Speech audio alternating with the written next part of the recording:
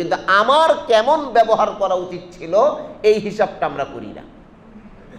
আমার পুত্রবধূ আমার সাথে খারাপ ব্যবহার করেছে, এই হিসাবটা আমি করি। আমার ছেলে আমার সাথে খারাপ ব্যবহার করেছে, এই হিসাবটা আমি করি। আমার মেয়ে আমার সাথে খারাপ ব্যবহার করেছে, এই হিসাবটা আমি করি। আমার প্রতিবেশী আমার সাথে খারাপ ব্যবহার করেছে, এই হিসাবটা আমি করি। আমার পার্টনার আমার সাথে খারাপ ব্যবহার করেছে, এই হিসাবটা আমি করি। কিন্তু আমার প্রতিবেশীর সাথে কি ব্যবহার করা দরকার ছিল এই হিসাবটা আমি ভুলে যাই। ছেলের সাথে আমার কি ব্যবহার করা দরকার ছিল এই হিসাবটা আমি ভুলে যাই। পুত্র বধূর সাথে আমার কোন ব্যবহারটা করা দরকার ছিল এই হিসাবটা আমি ভুলে যাই। আমার ভাইয়ের সাথে কোন ব্যবহারটা আমার করার দরকার ছিল এই হিসাবটা আমরা ভুলে যাই।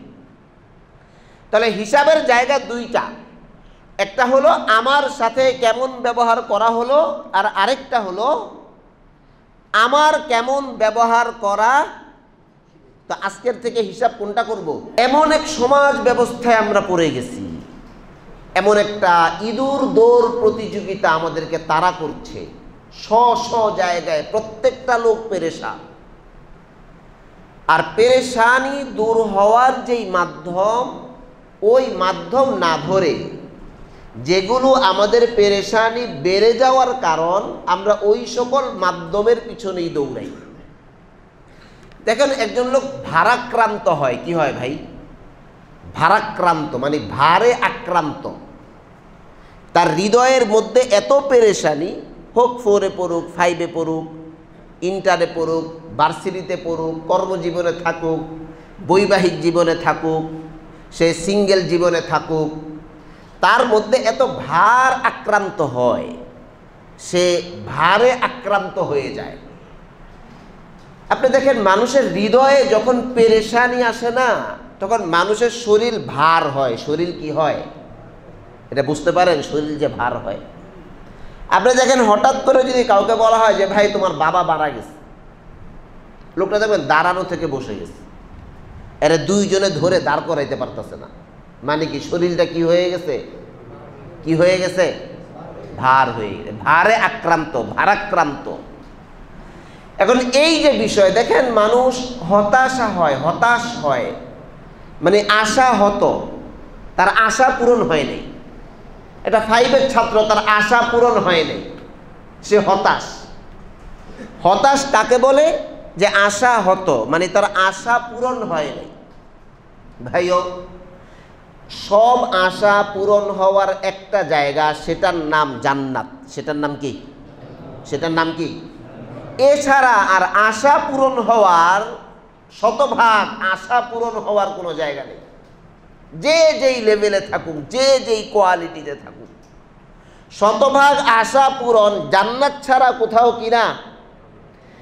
এখন আমি একটা আশা করছি, আমি ক্লাস 5-এ পড়ি, আমি একটা আশা করছি আমার পড়া মুখস্থ হবে। আমি ক্লাস 6-এ পড়ি, আমি আশা করেছি পড়া মুখস্থ হবে। আমি ভালো একটা ইউনিভার্সিটিতে চান্স পাবো, আমি আশা করেছি আমি চান্স পাবো। আমি কর্মজীবনে যাওয়ার আগে আমি আশা করেছি অনেক টাকার মালিক হব। আমি আশা করেছি এই ব্যবসা থেকে আমার অনেক আয় হবে। আমি আশা করেছি এই চাকরি থেকে আমার অনেক উন্নতি হবে।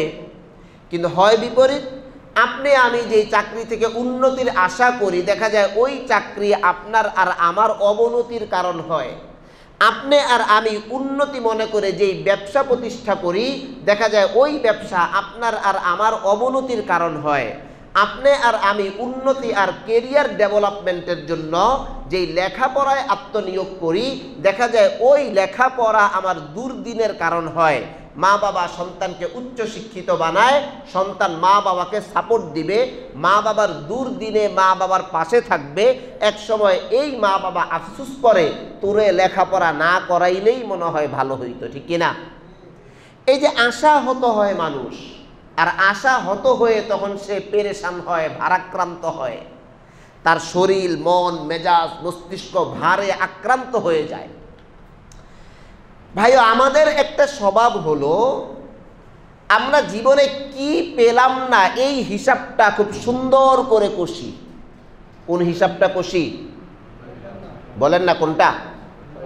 কি পেলাম না, কিন্তু আমি জীবনে কি পেলাম এই হিসাবটা কিন্তু আমরা কষি না যে আসলে আমি কি পাইলাম এই জীবনে। আমি 10 বছর আমার জীবন, 20 বছর আমার জীবন, 30 বছর আমার জীবন, 50 বছর আমার জীবন, হাসপাতালের বেডে আমি শোয়া, মৃত্যুর সাথে পাঞ্জা লড়ছি। আমরা হিসাব করতে থাকি আমি জীবনে কি পাই নাই, কোন জমিটা আমার কাছ থেকে ছুটে গেছে, কোন বাড়িটা আমার কাছ থেকে ছুটে গেছে, কোন ব্যবসাটা আমার কাছ থেকে ছুটে গেছে, কে আমার 5 লাখ টাকা আত্মসাৎ করছে, আমার জীবনে কি কি ক্ষতি হয়েছে, এই হিসাবটা সুন্দর করে শয়তান আমাদের সামনে মেলে ধরে।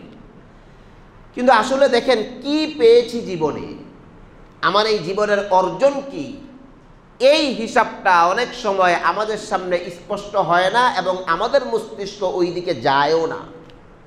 আমরা খুব সুন্দর করে হিসাব করি আমার সাথে কেমন ব্যবহার করা উচিত ছিল, এই হিসাবটা আমরা কি করি, আমার সাথে কেমন ব্যবহার করা উচিত ছিল, কিন্তু আমার কেমন ব্যবহার করা উচিত ছিল এই হিসাবটা আমরা করি না। আমার পুত্রবধূ আমার সাথে খারাপ ব্যবহার করেছে, এই হিসাবটা আমি করি। আমার ছেলে আমার সাথে খারাপ ব্যবহার করেছে, এই হিসাবটা আমি করি।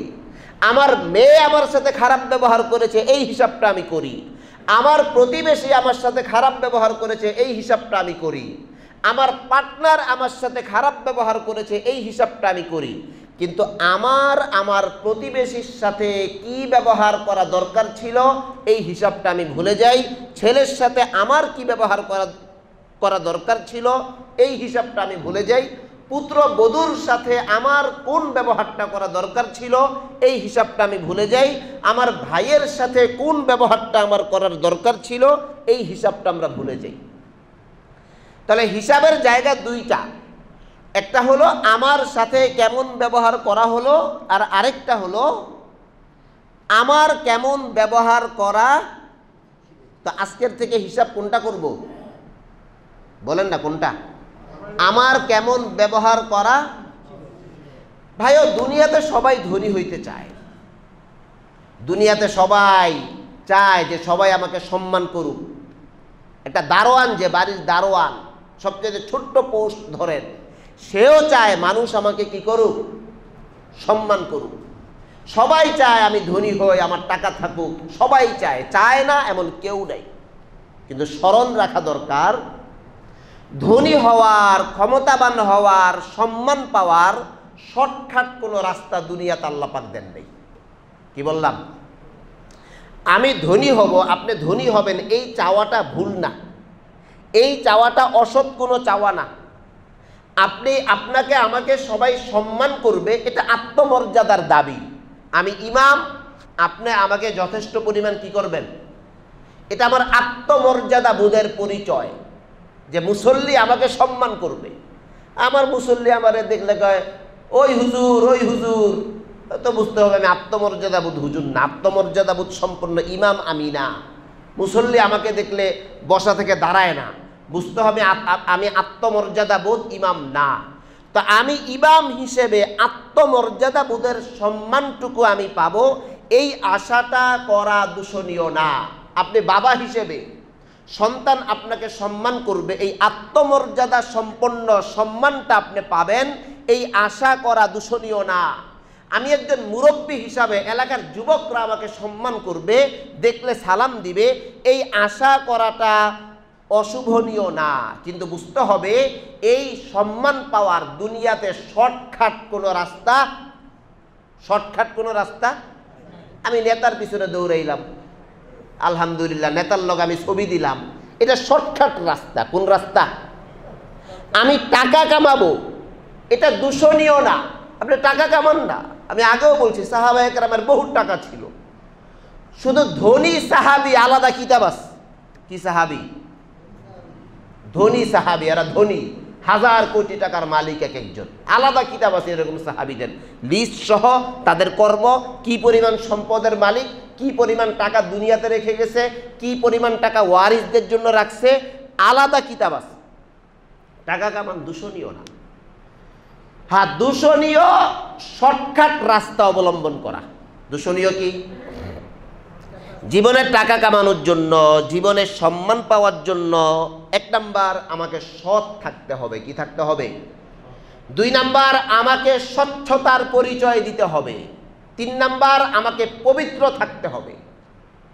সততা, স্বচ্ছতা, পবিত্রতা, এই 3 পলিসি বাদ দিয়ে ধনী হওয়ার শর্টকাট রাস্তা, সম্মান পাওয়ার শর্টকাট রাস্তা, প্রত্যেকটা রাস্তা ক্ষণস্থায়ী, আর প্রত্যেকটা রাস্তা আপনাকে আমাকে 2 দিন আগে পরে ভারে আক্রান্ত করবে। আমি হতাশাগ্রস্ত হব, হতাশাগ্রস্ত হয়ে শরীর এমন ভার হইব, গলায় দড়ি দিতে মন চাইবে। ওই যে ভারে আক্রান্ত, সে এমন ভার, দাঁড়ানো থেকে বসে গেছে। হঠাৎ শুনছে, আপনি যদি হঠাৎ শুনেন আপনার 5 তলা বিল্ডিংয়ে আগুন লাগছে, সব জইলা শেষ, কি হবে বলেন? 5 জনে মিললে হেরে খাড়া করে দিতে পারে না। কেন? ওই যে ওনার হৃদয় এমন ভার হয়ে গেছে, ওনার শরীর এমন ভার হয়ে গেছে, ভারে আক্রান্ত হয়ে গেছে। ভাইও, তাহলে এই যে বিষয়, আমরা হতাশা হই, যে যেই লেভেলে থাকি, যে যেই কোয়ালিটিতে থাকি, যে যেই বয়সে থাকি, হিসাবটা কষবো আমি কি পেলাম, এই হিসাবটা কষবো না যে আমি কি পেলাম না। আমি জীবনে বড় হওয়ার জন্য যে রাস্তা অবলম্বন করব, রাস্তা যেন শর্টকাট রাস্তা না হয়। আমার এই রাস্তায় 1 নাম্বার সততা থাকতে হবে, 2 নাম্বার স্বচ্ছতা থাকতে হবে, 3 নাম্বার পবিত্রতা থাকতে হবে। এই 3 রাস্তা মেনটেন করে যদি আপনি জীবনে আগাইতে চাই, তাহলে মৃত্যু পর্যন্ত ভালো থাকতে পারবো।